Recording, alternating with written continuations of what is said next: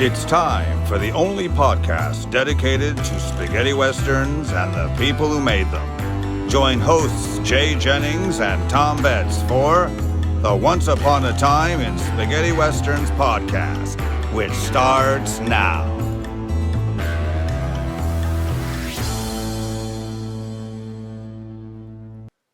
Well, hi, everybody. Welcome to Season 5 of the Spaghetti Westerns podcast.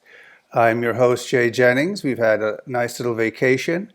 As you know, this is the only podcast dedicated to spaghetti westerns and the people who made them. And in our previous episodes, we've had 100 of them. And the last half or so were hosted by the great spaghettiologist Tom Betts. And Tom has had a nice vacation, but he's here. And Tom, how are you feeling? Ready for Season 5? I'm ready for Season 5. Still breathing. Right. And have you done anything special while you on our little hiatus? No, got away from it completely. Oh, okay. So that I did as well. So that's good news. So anyway, we've got a very special show today, and we thought we'd start Season 5 with a bang with the forgotten Pistolero. Tom, he's here. Leonard Mann is here. He's just pulled up on his horse. He killed a few Indians. Because, he doesn't like Indians, of course. That's right. But here he is in the studio, the one, the only Leonard Mann. Hey, Leonard. Hi there. Hi, welcome to the show. We're honored to have you. Oh, I'm honored to be here. We're going to be discussing, we made 3 spaghetti westerns, and we're going to discuss all 3 of them at length and in detail because they do need, I guess, an overview because a lot of them, Forgotten Pistolero, I think, Tom, is a top 10 or not top 20. Wouldn't you think all time? It's top 5 in mine. Oh, it's one of Tom's favorite of all time. One of my favorites, yeah. We'll talk about that when we get into it, yeah. Right, and that theme song you can't get out of your head, of course. Yeah.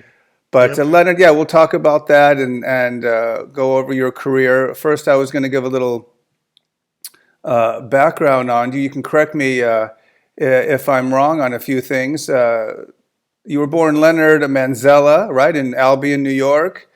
And I guess you were mostly in Italian genre films between 69 and 89, spaghetti westerns, police crime films. And you were discovered by producer Manolo Bolognini while walking... Bolognini. Yeah, Bolognini. Easy for you to say. Tell us how you were discovered, and I guess because you reminded him of Franco Nero and Terence Hill. I at the time I had how did I mean? Oh, I was with an agent at CMA at the time, Creative Management. I don't think exists anymore. They became CAA, etc.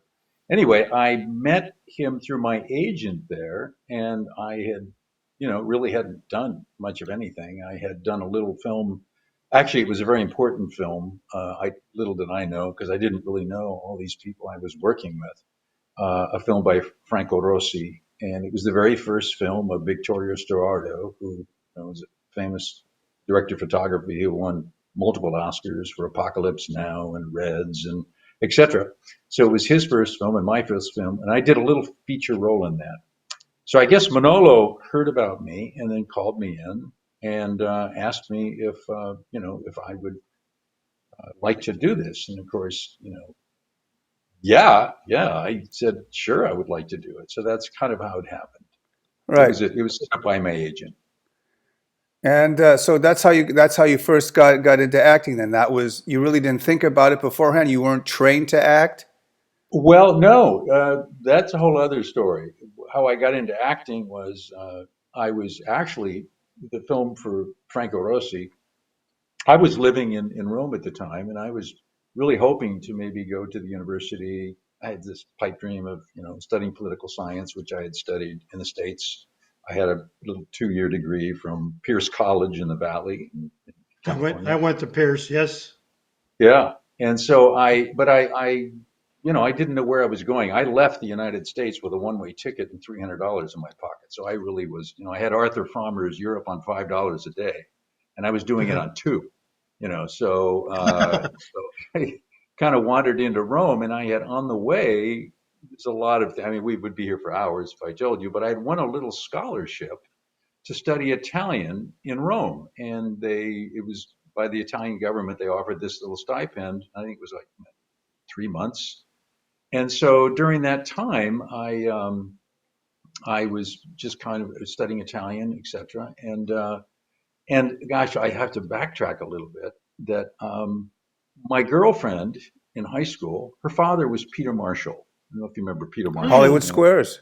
Hollywood yeah, Hollywood Squares, yeah. Squares. And Peter said, Leonard, you got to check my buddy out when oh no, he said he sent me to a friend of his in Rome, in London actually, Leo Caribbean, who was a choreographer when Peter did Bye Bye Birdie on London. He said, and I was telling Leo Caribbean, I said, I'm going to Rome and I don't really know what I want to do. And he said, wow, you're a good looking young man. And why don't you, they're doing a lot of Westerns there. Maybe you could be an extra. He said, let me give you a phone number of a friend of Peter's and mine, Brett Halsey. So I said, sure, who this is. So I get to Rome and I'm studying Italian, and one thing leads to another. And I'm very nervous about calling. I mean, I've never done this. I don't know what the hell I'm doing. Anyway, I finally called Brett, and Brett says, "Oh yes, hi, I'm a friend of Peter's, and yeah, etc." And he said, "Listen," he said, "I don't think my agent would be interested because he's for actors, but for extras, I'll give you this other agent." So can't remember what that guy's name was. Anyway, I went there and I got a couple of extra jobs. One was on The Adventurers with Beckham Femu and Candice Bergen. And it was like I got to work 20 days at 25, no, $50 a day. Mm, I was like, jackpot. I'd made it. For me, I made it. And Right. so I did Hmm. that. And during that time, I met a young woman on that film that ended up being my girlfriend, and we lived together for 9 years. And she's the one that introduced me to Paolo Costa, the agent in CMA, and that's kind of what started the ball. So we had a girlfriend. Her name was Dolly D. She was German. She was an actress. And so my girlfriend Marianne had gone to Paris to do some things, and she left me her car, and I was staying in a little place that I'd managed to get. And Dolly called me one morning, Leonard, would you take me to this appointment? I've got an acting appointment. I said, oh, Dolly, come on, I'm sleeping. And he said, please, Leonard, please. I said, okay, I'll take you. So it's after I get up, I go pick her up, I take her to the appointment, and I'm sitting in the lobby waiting. And she comes out, and the producer, and walking her out, and they thank her, and then they look at me and they go, they're looking at me, and I'm going, what's this? And he comes up to me, he says, are you an actor? And I looked up and my wheels just started going. I'm broke. Yes, I'm an actor. Yeah, of course. And I, so he said, stay right here. I want to go get the director. So he ran in and brought in Franco Rossi onto and Franco was this wonderful guy who spoke English, and he did his famous film in the States was Smog years ago. Mm, sure. Anyway, so Franco said, God, I really, what have you done? And I didn't know. I started, I had friends that were in the business say, well, I was on a little series and I just completely bullshit. And so he said, I'd like to do a screen test with you. And so what he did is he got us into a car, and Dolly's fuming because she didn't get anything. And here I am, they're all interested. Take me away. So they're suiting me up as this Italian pilot. And then the next day I'm going to do a screen test. I didn't even know what a camera looked like. I mean, I was like scared to death. I thought, oh, I'm going to be the biggest fool, make the biggest fool out of myself. Anyway, I go the next day. I go into this room. There's Vittorio Storaro. He's 27. I'm 21. And Franco says, Leonard, hey, I'm so happy you're here. Come on, sit down. Listen, just do something from, something you did in one of the series. Just do a little anything. And I just froze. I said, Franco, I'm really shy and I don't really know how to. And Franco kind of picked up on something, And he said, well, Leonard, just sit down and tell me about yourself. So I sat down there and I just started to rattle and rattle. And anyway, the end of that, I thought I made a fool of myself. Boom. 4 months later, they called me and I got the feature role. And so that's what started my Wow. career. What's interesting about that story, and I'm glad you told it because all the people who are on the show, we asked them how they started. Yours is Yeah, different than all of them. They all were trained actors, and they yeah, went to Italy knowingly to have a spaghetti western career. And it yeah, just you went there yeah, with no plan. You were just a bystander and a nice looking guy. You know, maybe you were going to break into acting at a later date, but you were there with a friend. But you had that look. You had that, as I said, that kind of Franco Nero-ish look, and that's what they were looking for. But we're going to show a bunch of photos from your career. And Oh, Tom, you take your cough syrup this morning? yeah, I got it now. Okay, so we're going to show photos and we're going to talk about it. So before we get into Forgotten Pistolero, so you done a few things before that, or was that right off the bat? Well, I did the film with Franco Rossi, Giovanezza, Giovanezza, and then that was it. And then I ended up meeting Manolo shortly thereafter, not long before, not long after that. And then we had to wait because the film was being they were finishing writing it, and it was actually based on a Greek tragedy, Well, we'll Orestes. talk about that. So But yeah, you auditioned, or they told this is a starring. They were so he intrigued did by he you. did a screen test for me. He said, "I want to do a screen test." And again, they dressed me up like a cowboy, and I just didn't know what the hell I was doing. And I remember sitting there before I'd go, and I'd tell myself, "Just be real, just be real." Okay, so I'd walk out and I'd just be real as I could. And I think after I started to study acting, I wasn't as good.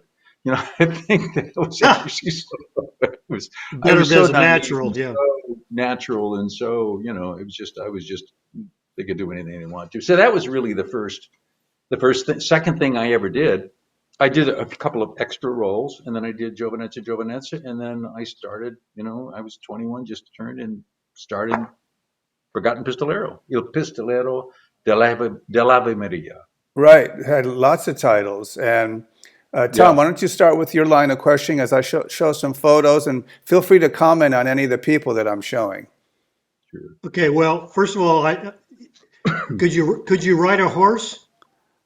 Yes, that was the one thing that I could. When I was 13 years old, I had this old plug that was blind in one eye that I begged my father to buy me. And I couldn't afford a saddle, so I rode bareback. So I was pretty good. Mm-hmm. I was going to Yeah, say, so because I noticed in there that you looked like you could ride a horse. yeah, And I I didn't could. know whether you learned over there or if you learned in the States before you went over there or what. But I No, mean, you didn't that's look the one like you thing. were hanging on to save your life. You could ride. Yeah, yeah, yeah, I could ride that horse, but that horse ran away with me 3 times though. That sucker Wow. was a stallion. It was the same one Mm-hmm. that Lee Von Cleef used in The Good, the Bad, and the Ugly. The same horse people in Almeria, they would bring these horses. It was an Arabian stallion, and man, that sucker, boy, Mm-hmm. I had to pull that thing in. But yeah, I could ride. Wow. Well, I was Okay. going to say, Okay. Tom, I was going to give a little people who are not watching the Forgotten Pistolero, Sure. probably Baldy's best western of his career, no doubt, in my opinion. It's an unsung classic, I think, of monumentally tragic proportions. Leonard. It didn't really have a lot of action, meaningless action. It focused mostly on Mhm. characterizations and using gunfights and fisticuffs to accentuate the drama. And then, of course, there's a fiery climax, and it has one of the best Western scores of all time. Highly recommended. Mhm. Yeah, Tom, that's my story. Was at that time the main theme for the good, the bad, and the ugly, and the main theme for Forgotten Pistolero were used in all kinds of commercials for anything was Western oriented. You could Mm. hear in the background either the good, the bad, and the ugly, or the Forgotten Pistolero. That's all I knew about the Forgotten Pistolero Wow. was that theme song. I didn't know the name of the movie. I didn't know where it came from or whatever. Funny. And back in the 90s, they used to show spaghetti westerns on Univision in LA. This would be when you were going to Pierce Junior College or whatever, because it was around that time. Uh, that Univision was showing films on LA TV. And Hmm. at 9 o'clock at night, they would show a spaghetti western, and a lot of them were the English versions redubbed into Spanish. So they would come on with English producer, director. You could read the titles and stuff like that. Other times they'd use the Spanish westerns and just run them. And I was in the Mm. other room, and all of a sudden I hear this bing, the bell, and that's whistle. I'm going, oh my God, that's that theme song, and this is where it's coming That's from. I fun. run into the other room and sat down, and of course, like you said, they showed the Spanish title, which didn't mean diddly squat to me. I Right. didn't even know what Forgotten Pistolero was either. I said, I've got to watch this film.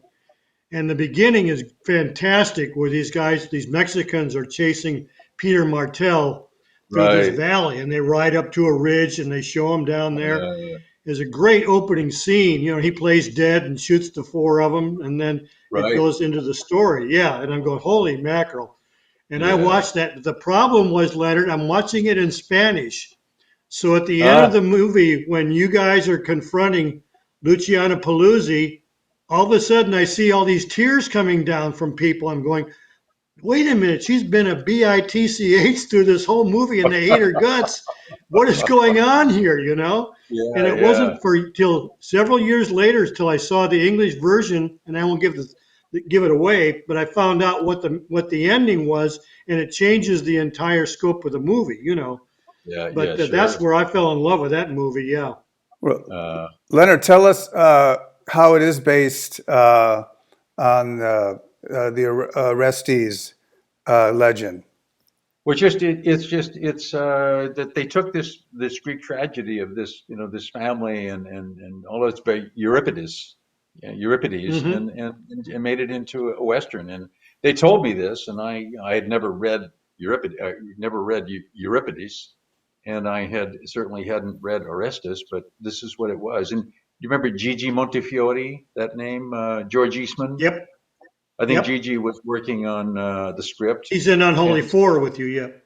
that's right. That's right. So they prepared this, but I didn't know. I didn't know the tragedy or didn't know. But it's this classic kind of Greek story, this tragedy, which is there's a universality to it, and I think that Hmm. that's most movies that bring this universal theme to it really tend to be successful, and things that don't have that universality, I think, don't do quite as well. But anyway, Right. Well, that's instead of That's one thing that they did was the Italians did have several spaghetti westerns based on Greek tragedies. They yes. just made them into westerns, you know, so it wasn't unusual for something like that to happen, right? yeah, instead of Mhm. Orestes, you were Sebastian, That's right. Yeah. right? So no, it's like Wow. Johnny Hamlet. Actually, I was Yes. reading. I think the Forgotten Pistolero wasn't that popular when it was first released. No, it didn't do a tremendous amount, and it was okay. And Manolo wanted to do another one, a follow up, the Unholy Four. We did probably, I think, 8 9 months later, because he felt that he'd found me and he wanted to promote me, and it was good for him. I think Pistolero did well enough to get him to want to do another one with me. But no, it wasn't a blockbuster, that's for sure. And Italians were kind of, it was spaghetti westerns, and that's a whole interesting thing. Spaghetti western was a real derogatory term in those days, Hmm. and that was Hollywood's way of saying this is spaghetti stuff. This wasn't really, the real western. In fact, Woody Strode became a really close friend, and Woody took me to meet Sergio Leone, and so the three of us are sitting there in his office in Ginicolo in Rome, and I remember Sergio talking about how hurt he was by this derogatory term spaghetti western, and that he didn't want to do any more westerns because of it.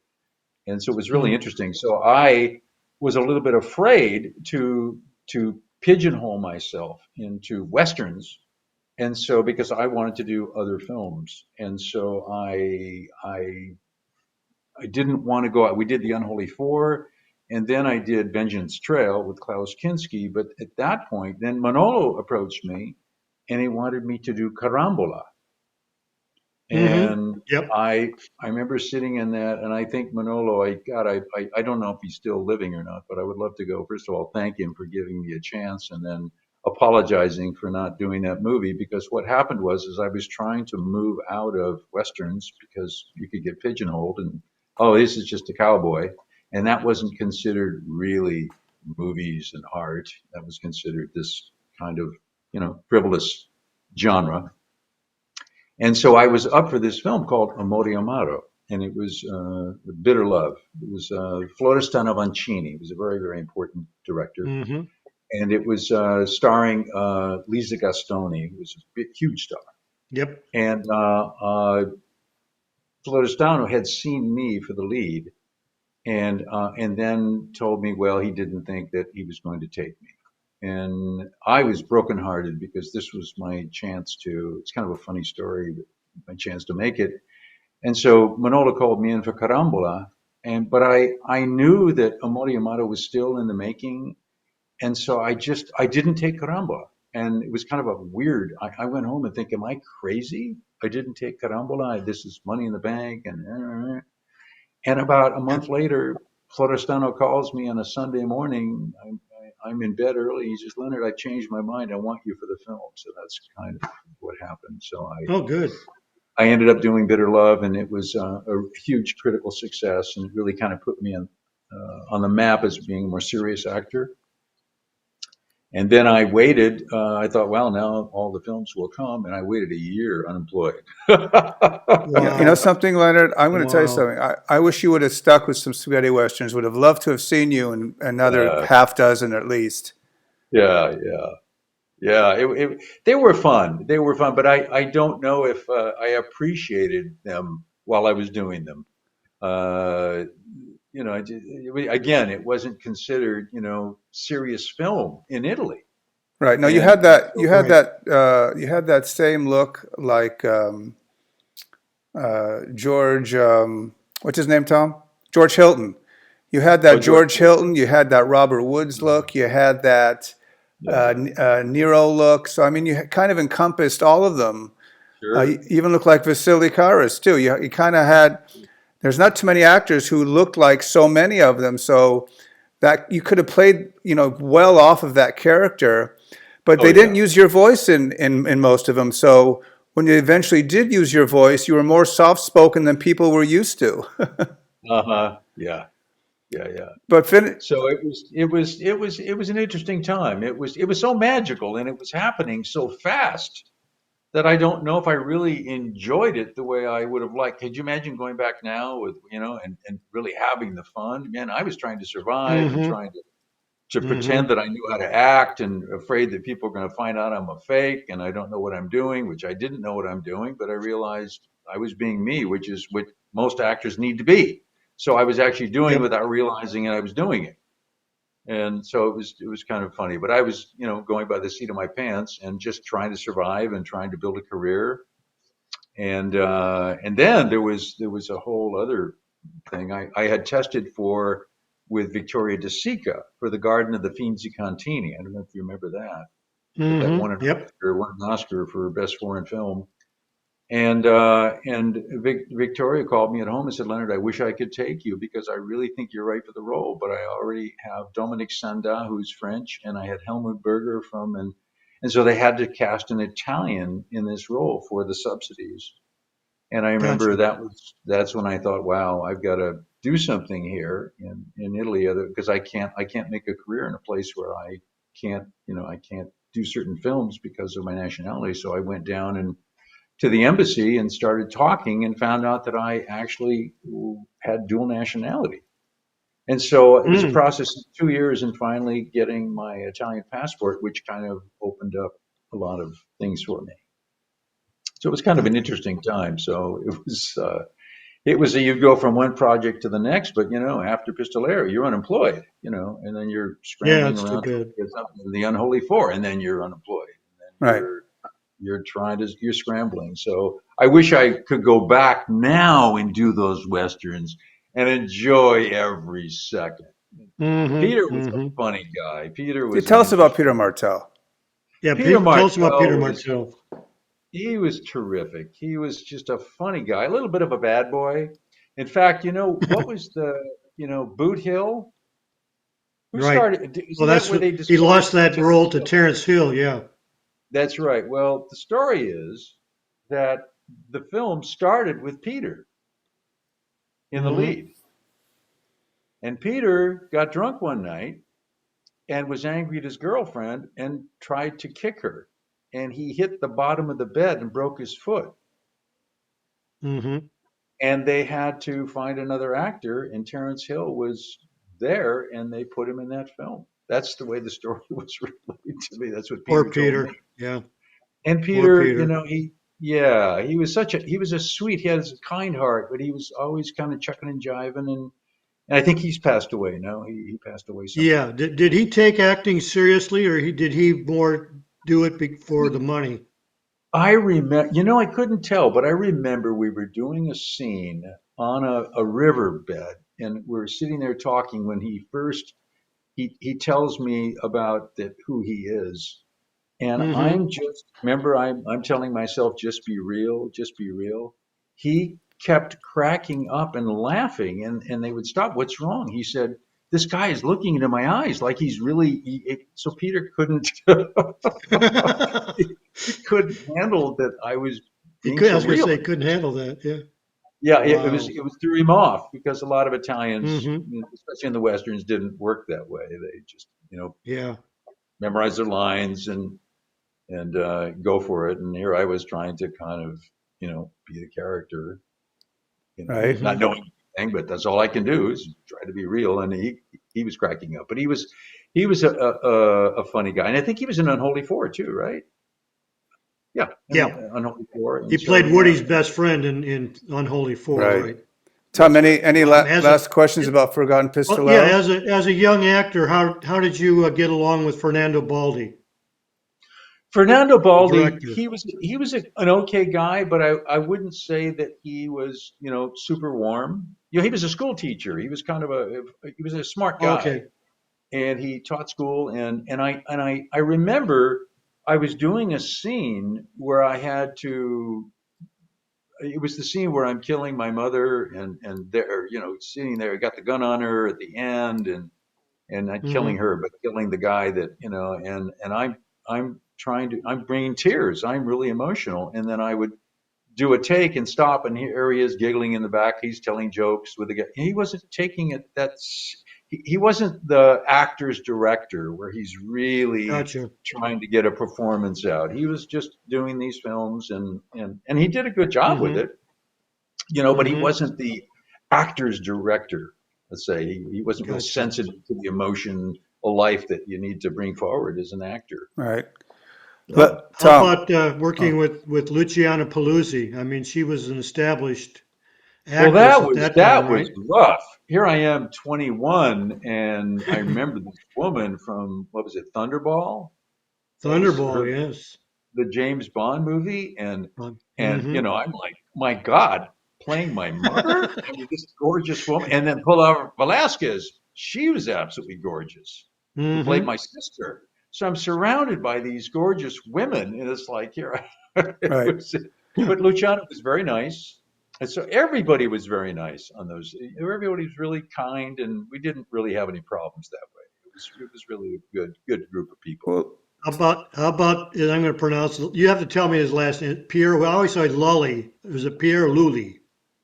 Luli, Piero Lully. Luli, yeah, Okay. Piero Luli. Yeah, He no, was he the was a he was main henchman for Yeah, yeah. I didn't spend a lot of Alberto time de with him because Mendoza.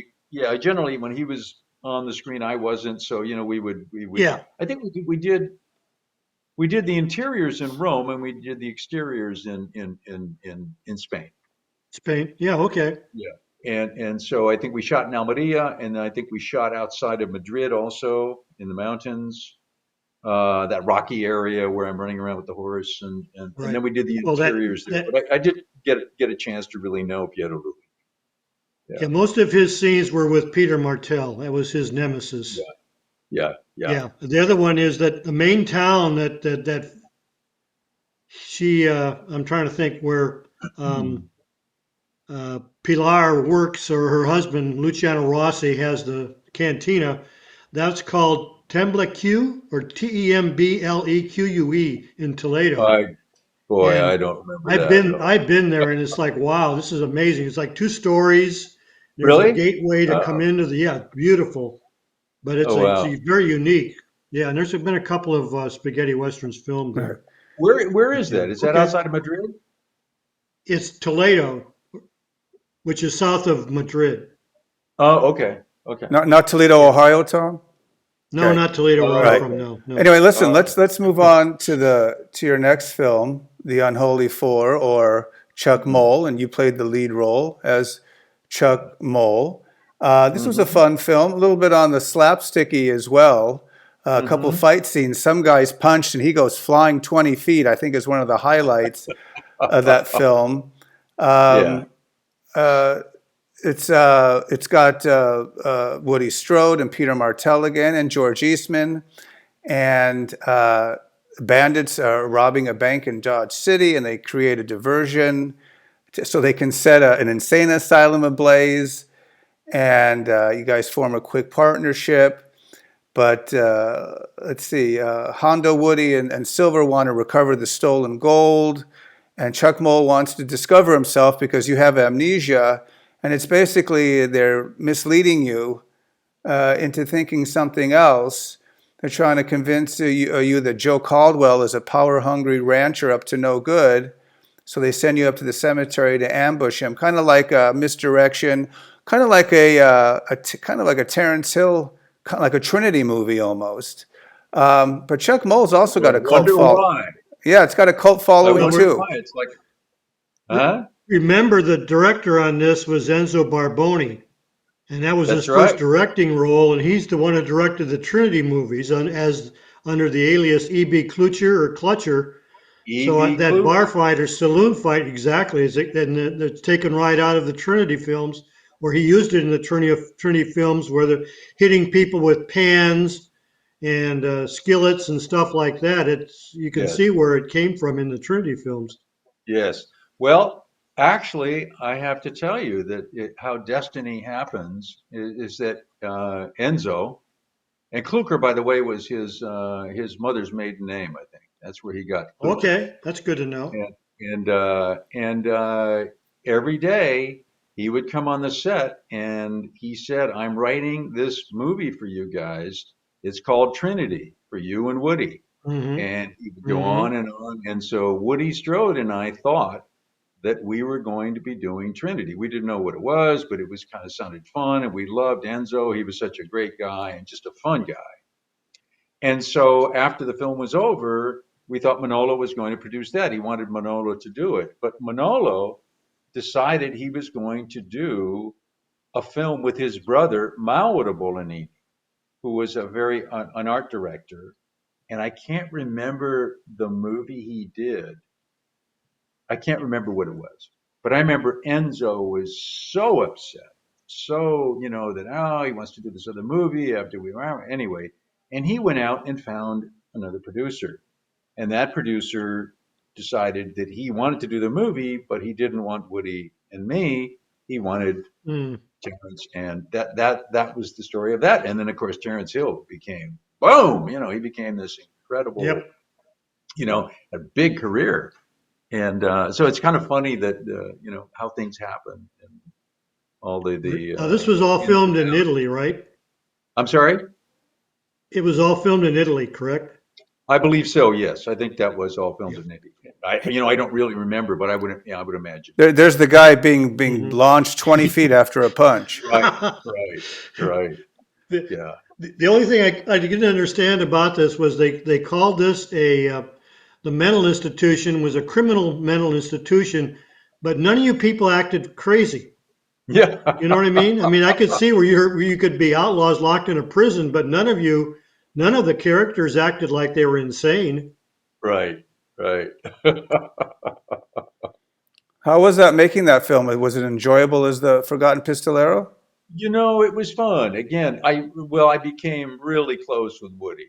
He and I became very close friends, and throughout the years, and so that was really really terrific. And again with Peter and Manolo, it felt like a little bit of a family kind of thing, and so it was. And with Enzo was absolutely terrific because I had a really terrific relationship with Enzo where I didn't have as good a relationship with Fernando Baldi, but nice Well, relationship. But this was fun. Leonard, the story is that Fernando Baldi was scheduled to be the director on this, but he got into an argument with the producer, and Oh, he with was replaced with by Enzo. Is that true? oh, it could be. I don't know. That's Hmm. ringing a bell that he was supposed to do it, but I don't remember anything about an argument. But I think I Hmm. remember, yeah, it's ringing a bell that Fernando was supposed to do it. For me, Enzo was fabulous. He was just a fun guy to Yeah. be around. Had great stories and just a fun man. Just But you showing see to that. Well, the story goes that Manolo knew that Enzo wanted to get into directing. So when they had this disagreement, he had a disagreement with Fernando. He gave Enzo the chance to direct. Wow. See, this was it. This is, Yeah. he gave me the chance to act. He gave Enzo I mean, it was a terrific time. It was a terrific time Hmm. where people just, would take chances and do things, and it wasn't all scrutinized and dissected.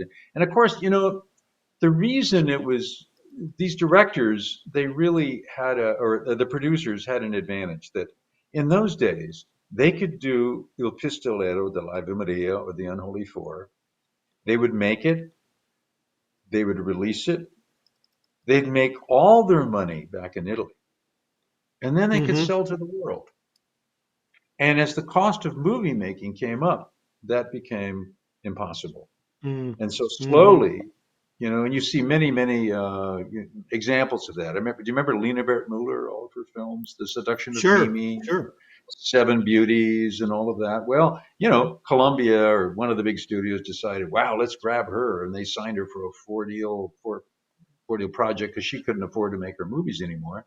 And they canceled her Hmm. movie after one because all of a sudden Hollywood had to start checking off on her scripts. And Hmm. so all of a sudden the Italians lost the way they make movies. Right. And so, Right. so it became they had to have foreign money. So in fact, people like Hmm. Fellini said he would never do a film in America because he would never work for the producers because of the money thing. He would lose control.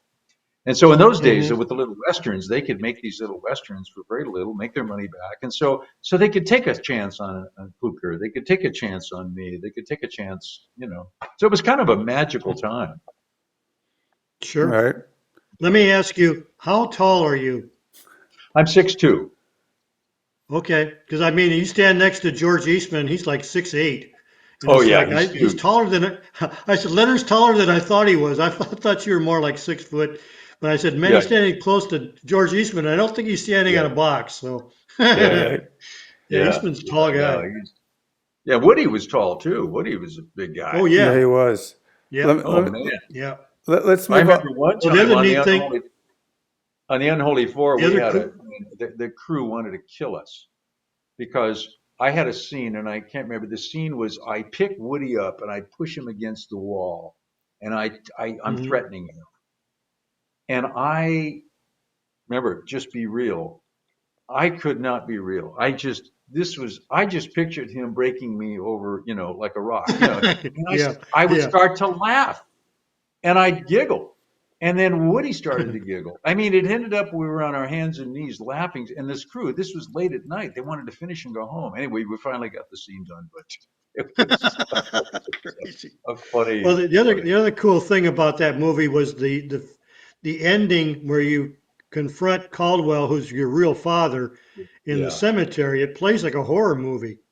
I mean, yeah, the atmosphere is really dark and misty and yeah, foggy, and that's yeah, really cool. It makes a completely different atmosphere of the movie. yeah, And then that Riz Ortolani theme, it starts out da da da da da, really sort of hokey, and then about a third of the way they stop, and then they play it in bits and pieces here and there, but that changes the atmosphere of the movie too. yeah, yeah. It was. And Reese Ortolani, of course, what was it? Mondo County. He did the score to that, didn't he? Yeah, right. Yeah, I remember that Right. was his big thing, and it was interesting. Yeah, I remember they wanted Shirley Bassett. Shirley, who they were trying to get her for the music, and then she couldn't. Wow. And but they were, yeah, they were. It was an interesting time. They were doing all kinds of The things. films that you worked on, Leonard, great actors, directors, soundtrack, composer. So Yeah, it's the three that you were in. They're very, as I said. Well, we'll talk about Vengeance is a Dish Served Cold in a second, or yeah, Death's Dealer, or Vengeance Trail. right. Right. with Klaus Kinski. But no, every film that you're in, you've got some great character actors. They're very memorable. None of them, of course, is as I think top notch as Forgotten Pistolero, but they're still great and memorable. And the Hmm. people in them, and you got to work with some of them, multiple times, even though you only Yeah. made three films. But let's talk. Yes, Tom.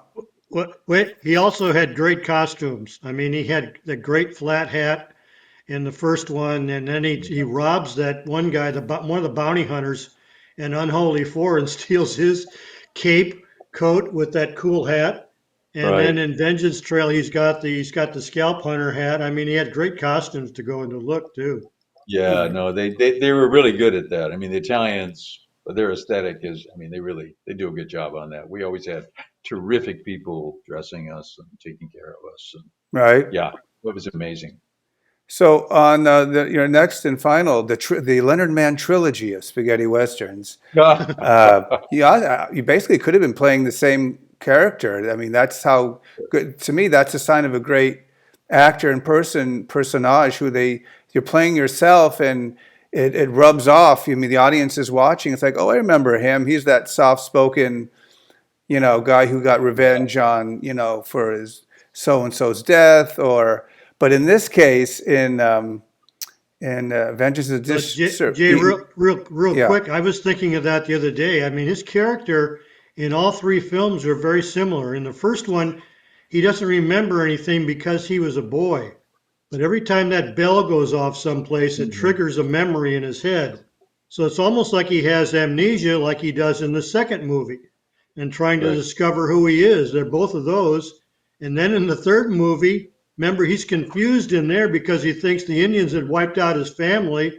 And it's halfway through the movie before he discovers that no, those were white men disguised as right, Indians. So he's Which always is very playing this, strange, right. yeah, this strange, confused character. right? Yeah, But you're right, they're yeah, very similar. And in this case, it's Ivan Razumov and Klaus Kinski as your right. adversaries, the hoodlums. Yeah, They yeah. kill, betray, hit and run. There's a final surprise, of course. Another great title, Three Amends for Satan, which is a great title for this film. Very violent, good dramatic pacing.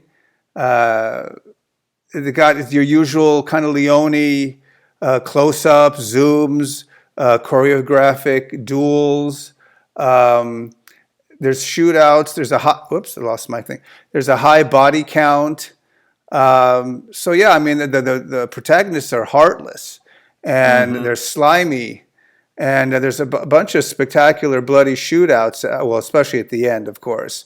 Hmm. But your good, tough, silent role as usual. Um, and then of course you find out at the end it's not really the Indians who did that. But at the beginning, you just don't like it. I mean, you're kind of like Right. John Wayne in The Searchers. Yeah, yeah. I remember studying Paul Newman in Ombre. Oh, another one where he mows down people. That I remember seeing him and just his the way his persona in that film. That was kind of a guide for me in that particular film. Yeah, just a quiet and kind of all business. That's it. Very few words.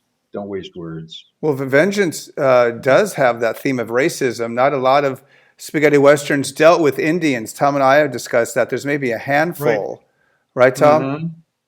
That's correct. Yeah, the Spanish did early on, but in the Italians or spaghetti westerns, Indians weren't dealt with.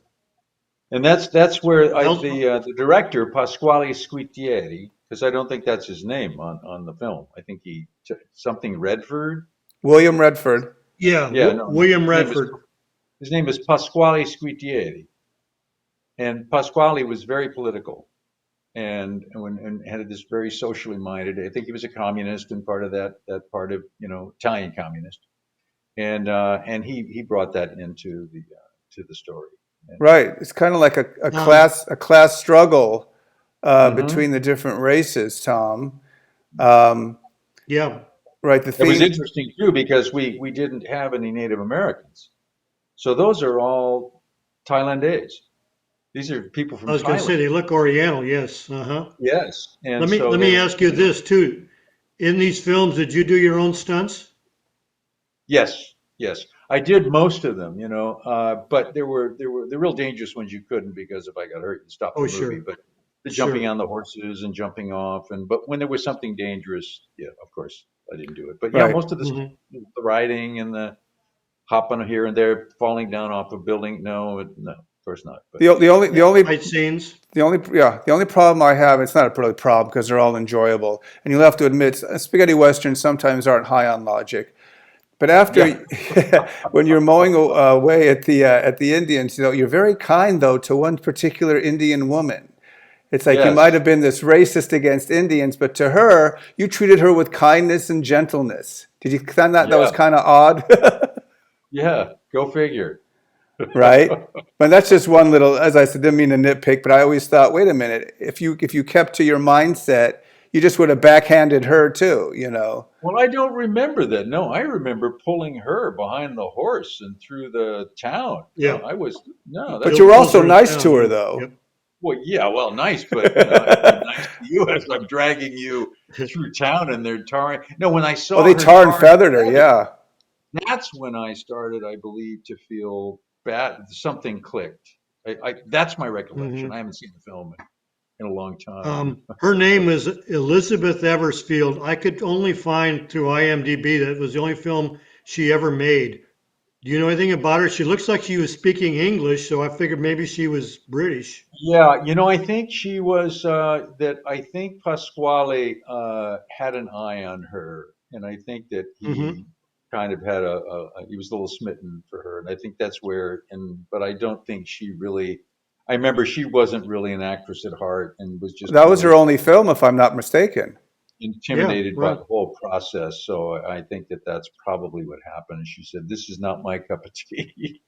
Well, you're Yeah, tarred and Gotcha. feather and almost, the worst thing is dehumanized. And maybe after yeah, that, maybe she kind of, the difference between reality and fantasy might have taken its toll. Because, yeah, I guess after they said Mhm. cut, she figured, no, I can't do this anymore. Yeah. So, It's also hard work, you're out there. I don't remember her that well. I remember just a young actress trying to understand. I remember going over lines with her because she was intimidated. Ivan Razumov. He became a really good friend. Hmm. I really liked Ivan. He had a sense of humor. He and I used to play tennis together in Rome, and I got to know his wife. And yeah, I was very sorry when I heard he passed away. I would have loved to Hmm. go back and visit this guy. wow. What was his other name, Tom? Sean Todd. Sean You know Todd. him, we That's know right. him in all the Oh, Chimango movies. Yeah, he played Chimango.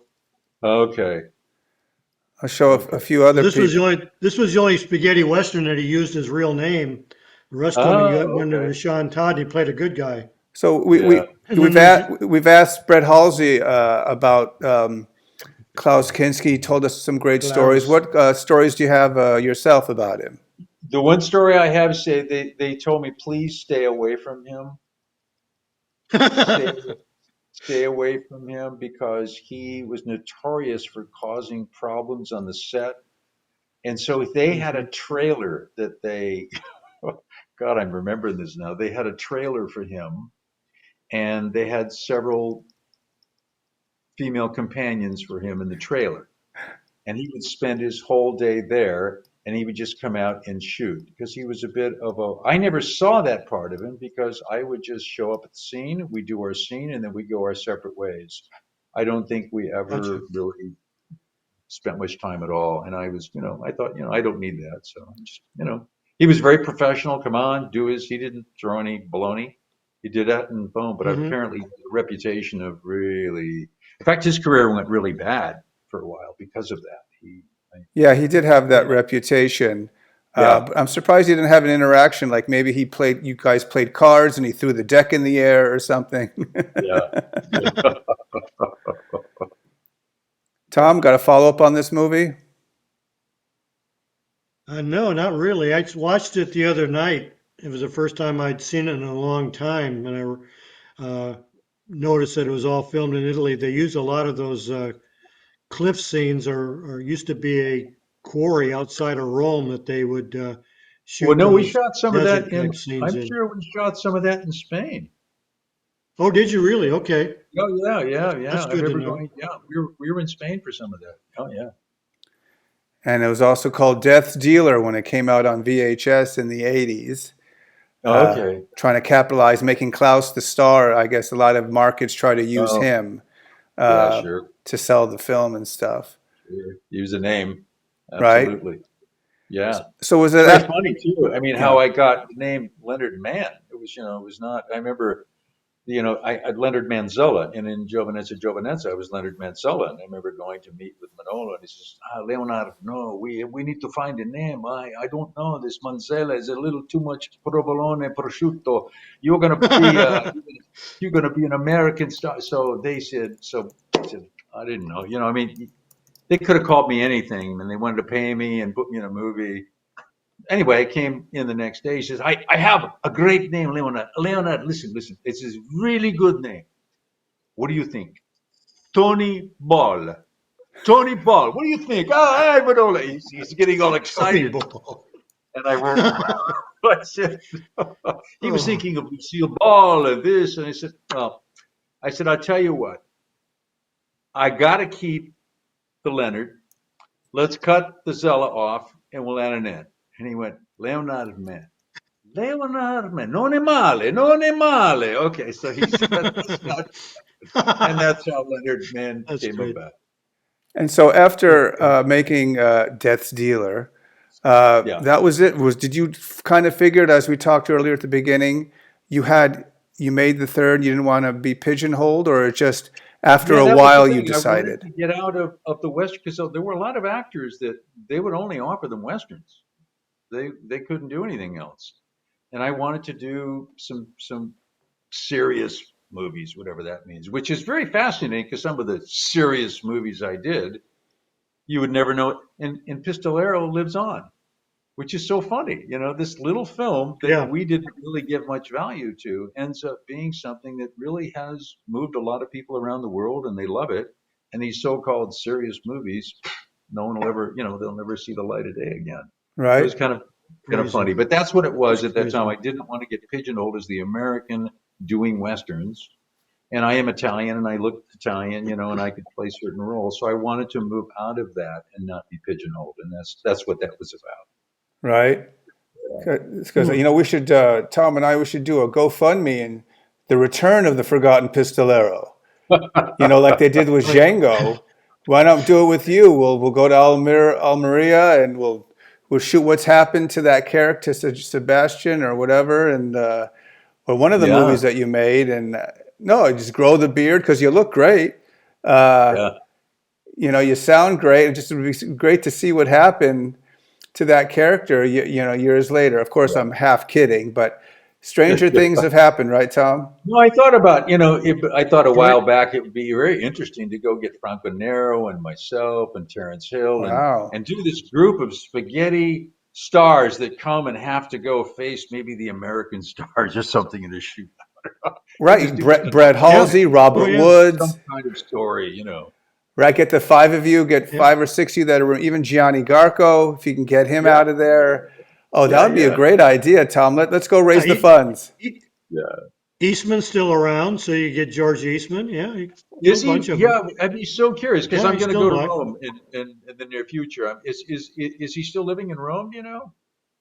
Is he? Had heard he had a restaurant or something he was doing. I'm gonna try to look him up. I only read about him because he'll be writing a script or something like that. He still gets involved with writing, and Oh, that's when I okay, see something on the internet about him. They don't talk about somebody like that owning a restaurant or whatever. That's not okay, yeah, especially over yeah, yeah, here. Over there it might be big, but yeah, not yeah, yeah. here. Yeah. Right. Well, let me ask So you briefly, even though I said before the show we wouldn't go in that direction. We don't have to name any of the films except for one. I wasn't going to do it, but it's one of my favorites. And you were already in our buddy Mike Malloy's documentary Eurocrime, where you talked Right. extensively about working in giallos and police dramas in Italy with the likes of Henry Silva Well, you made a couple, classic with him as well. Also, But James Mason. I did Left Hand of the Law with James Mason. He was a great guy. He was a terrific man. were you happy Uh, changing genres? Because I think you made more of those films than spaghetti westerns. no, I think I made three of Oh, those. okay. Maybe four. I don't even remember. One of them I haven't even seen. Yeah, I don't remember. I think three or four, not that many. Well, Yeah. the only I reason think I, altogether I yeah, did about 30 movies. I think. that's still a good amount. Hmm. Oh Um, yeah, he had a nice career. I was going to ask you, even though we're going to get off the subject of spaghetti westerns for 1 second, one of my favorite guilty pleasures is a film called Cop Killer. It's a great Oh, Cop Killer. Yeah. Italian. It looks like it's shot on the streets of New York, but it isn't New York, right? Oh yeah, it's New York. Oh, it was shot in New York? Oh, I thought it Yeah. was substituted for another city. No, no, we shot in New York. Okay. We No shot in wonder New it looked York. like New York, but it was We an saw Italian all the production. scenes. We saw Roberto Faenza was the director, and I remember, just to give you an idea how we shot. We had to. There was a scene of me having to go into a real estate office, and so what they did is they set a camera up in a building out the window, and I have to go into this real estate office, but we're stealing it. We're not telling anybody that we're doing this. So I go, oh Jesus. Anyway, so I have to go into the I get out of my car. I run in. I go into the real estate office and I make up a story. I said, listen, I'm here. My wife is coming in and I need to. And I went, oh, excuse me. I forgot something in the car, and I ran back. And they go, another one, another one, another one. And so I go back in and say, oh, blah, blah. I had to do that 4 times, making up a story every time so they could steal the shot. So this is what It seems this like is. that movie was shot guerrilla style, handheld Yeah, cameras. yeah, Maybe the permission wasn't gotten for every location, but yeah. I know. Probably not. If that was that's the way we did it. I don't know how they did the other ones, but what was it we did like? shoot in the morning. What was it like shooting with the Sex Pistols' Johnny Lydon as this weird Johnny Lydon was character? so funny. He was just the guy. He went out, and I remember one day he came. He came to the set. He said, "Leonard, like, look. He cracked a tooth. He was missing a tooth. He said, you think I should tell the director?" I said, you have to tell him. It's got a match from. And so he went to the director, and I don't know how they fixed it or whatever, but they had to take care of that. But he was very, very bright, very smart, and just very friendly. He was just, I really had a fun time with him. Well, Whereas um, Harvey Harvey Keitel. was different. Harvey is I can't say as I got to know him very well. He's a very method actor, and the fact that we were enemies in the film, he didn't really want to spend time, so we really didn't really get to know each other at all. I was going to say about that. Real quick synopsis: he's a cop looking for a guy who's killing cops, and Hmm. Johnny Lydon is saying he might be the guy or he's not, and so Harvey kidnaps him and puts him up, in I guess an apartment that I think you're renting or you own. That we have no, that he and I have, that from our dirty money we rented this apartment, and we don't want anybody to know because we're taking we're Mm. taking money. Right. And Uh, at one point, you kind of lose it and you almost become the bad guy in a red herring where people might think that you're the cop killer. yeah, it was a kind of a funny story. Kind of, yeah, it was going back and forth trying to. So Yeah, was that a memorable movie all around to make, do you think? it was fun because I liked Roberto Faenza, and I think he was really trying to do something interesting, and so it was fun, and we got to go to New York and spend, oh my God, my wife and I, we would go to the theater because on my days off we would go to two plays, and we'd go to New York's a great place. I love New York City, and so although I don't get there very often, but that was a lot of fun. And then we shot in Rome too. We went back to Rome, and of course, I lived in Rome. It's my neighborhood. And but no, it was a fun film to do because we were with some nice people. The film, Roberto Faenza, the director, was really terrific, and the production was terrific. It's a And cult I thought film. we were It's one of doing. my favorite guilty pleasures because it's so strange. It Uh, is strange. It is it's strange, and I think that's offbeat, why it never really exploded. It was kind of an offbeat kind of thing. It never really did huge business. right? So tell Yeah. us, Leonard, these days, are you not acting anymore or are you still acting? No, no, I'm not acting. I haven't acted in years. I'm actually I've done a lot of work in the since I left the business. I went back to Los Angeles and was doing some films. I did a film. What was it? Night School, and I did a couple of other little things, TV movies, and I just got burned out. And I went back to school and got my degree in social work and became a psychotherapist and started working in prisons and juvenile halls and county jails and aside from having a private practice. And I started doing a lot of work in the prisons. And about 12 years ago, I wrote a play called Cages, and we produced it in Los Angeles about this work I did with inmates in cages. I used to do psychotherapy groups with inmates in cages, each cage the size of a phone booth. So you'd have like 7 cages there, and I would do these groups. And the first day I walked in, I went, "Oh my God, this is America." I said, People have to see this." And so I wrote the play, and it was quite successful. We had some really solid reviews and things. And then during COVID, this whole thing, I decided I was going to do a documentary. I had met this homeless man that really intrigued me, and I followed him for 14 months and put together a documentary, which is out now. I've sent it to festivals around. It's called Shoeshine Caddy, and it's just really it's not a documentary with talking heads. You just follow this man, his life, what it's Like a like to sort cinema of. verite kind of thing? I'm sorry. Cinema Yes, verite? cinema verite, exactly is what it is. And I really loved the film, and I dedicated it to Monty Hellman, who was one of my closest, dearest Oh, friends. yeah, great director. And yeah, Monty, it's in memory of Monty, and I just like it. And I think what we'll probably do, I don't know, it's going to be going to the International Maine Film Festival, and I'm waiting to hear about Carla Bavari in the Czech Republic, and there's a couple of others. It's a really out of step. I think the cinema verite is not really what's happening right now. Right. So I think it's taking people by surprise because it really is shot really well, and it looks good. It's really nice, and some people that I really trust love this film. My good friend Mark Mancini, who won 2 Oscars for sound design on Mad Max and Dune. Leonard, he called it cinema verite at its finest. Wow. Another friend of mine, Hmm.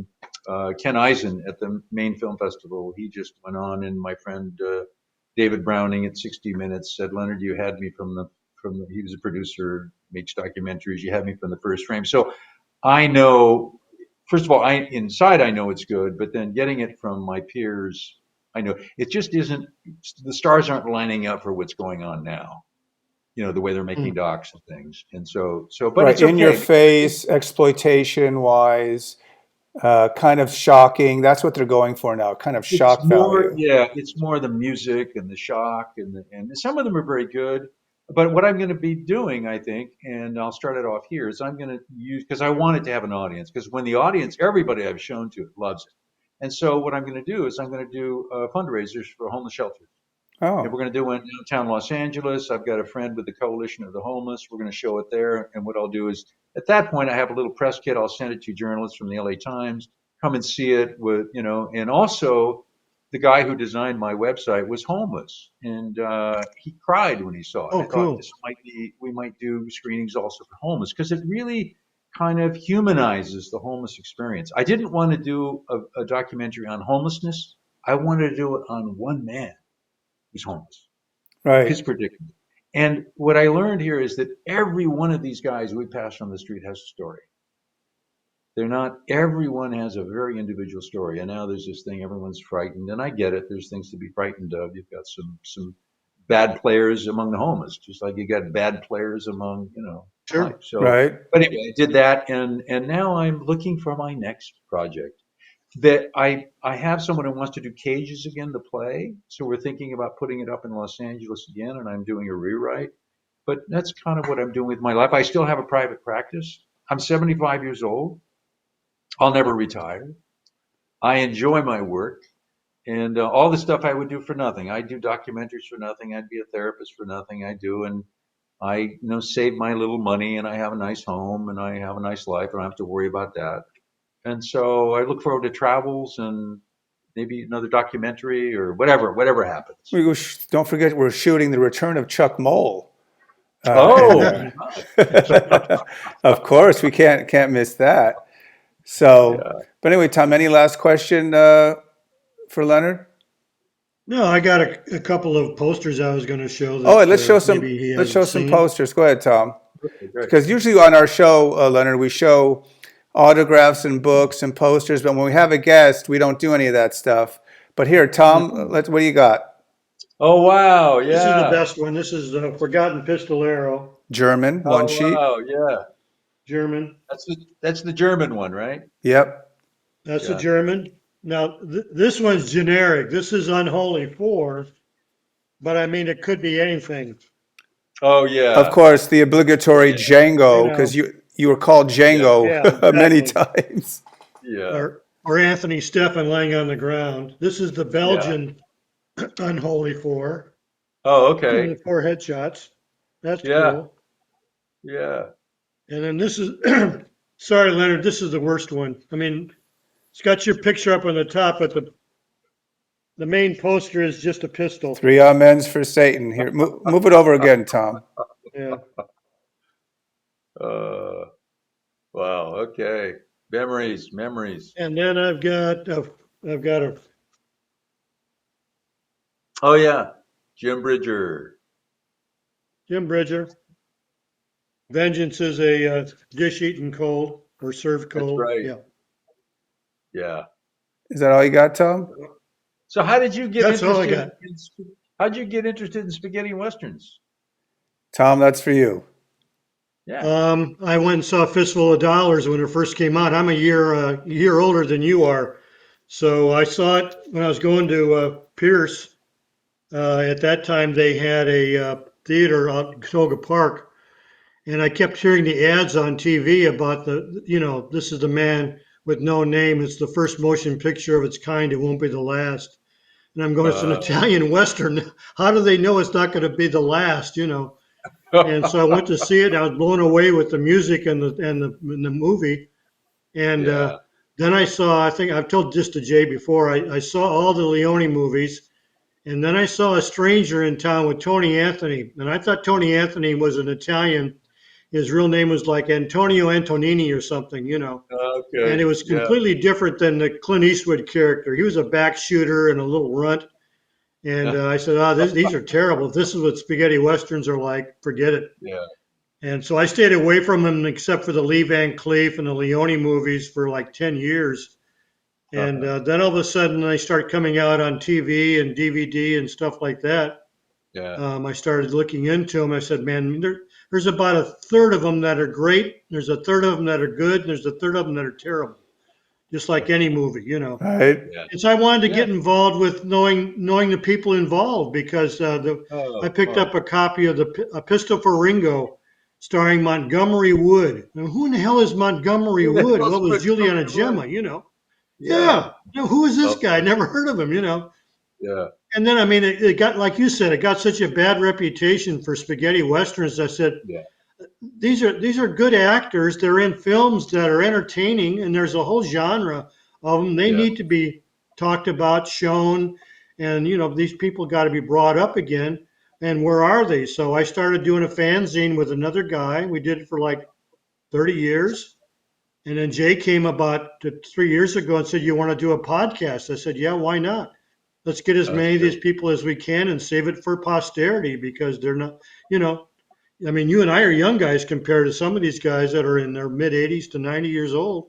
And like you Wow. said, they're going away quick. Right? Yeah. Yeah. So let's Yeah. get It's them on amazing. film. It was a great And the time. It really music was was. another one that got me. The music, I love the music. So I started collecting LPs and then CDs and everything like that because I love the music. Right? Yeah. And I thought the music was better than a lot of American films. It had more of a Western feeling.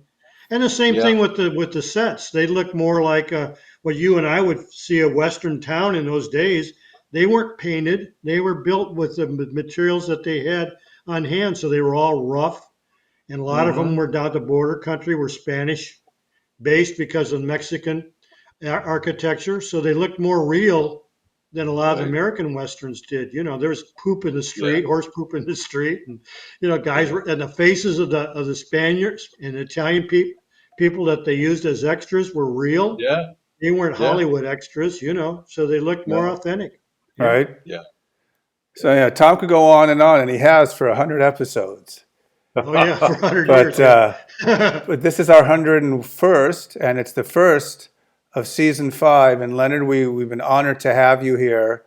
Thanks for sharing the insights on that time and that place back in the mid to late 60s and making those 3 great films, and of course the classic, The Forgotten Pistolero. I hope you enjoyed your stay here.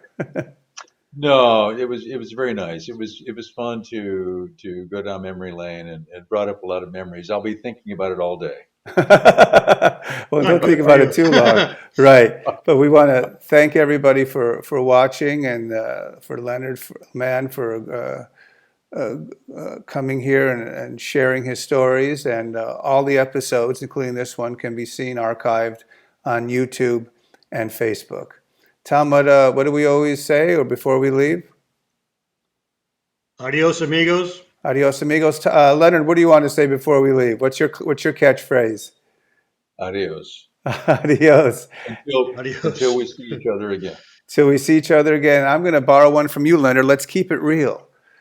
Let's keep it real. Let's keep it There real. you So for Tom Keep it and real. Leonard, I'm Jay Jennings. Welcome to season 5. We hope you enjoyed our first episode, with many more to come.